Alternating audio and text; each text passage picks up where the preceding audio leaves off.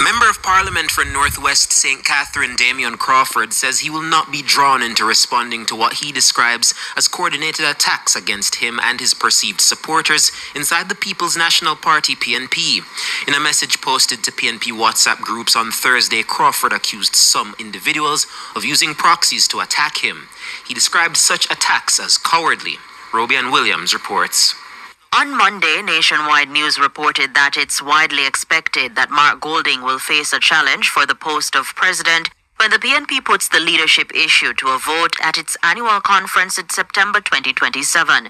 It was also reported that the main challenge to Golding is expected from MP for Northwest St. Catherine, Damion Crawford. Sources told our news centre that Crawford has been quietly building a coalition of support among the PNP's 28 MPs in Parliament. We also revealed a list of MPs that have been grouped according to their perceived loyalty to Crawford and PNP president. That list, which NNN did not generate, was obtained from sources close to the PNP.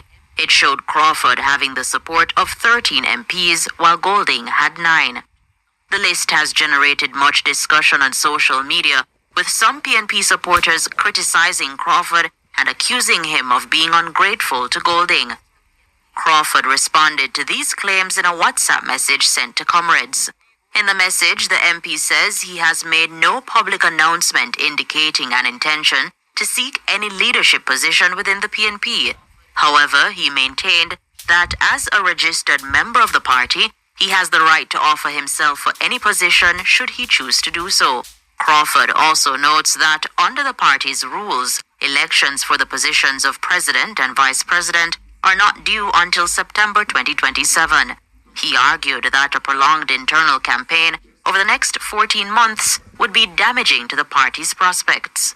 The Northwest St. Catherine MP says he has made significant personal sacrifices for the PNP and has consistently supported the party's leadership despite what he described as repeated disrespect and resistance. He adds, quote, "I have reduced my own presence, literally jumping walls to avoid cheers upon entrance and choosing to flee situations where there was a clear reason to fight just to preserve the party's image. I will maintain my silence for these same reasons." Crawford also highlights what he says were his contributions to several key policy proposals, including debt forgiveness measures, a teacher retention plan, a 1 meal per child school program, rent-to-own housing initiatives, and increased income tax thresholds.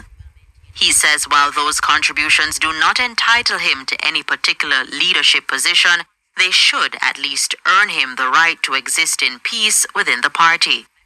In closing, Crawford wrote, "If all truth were to be told, there would be no peace in Babylon. So let's continue work, knowing the next general elections might just be our most important."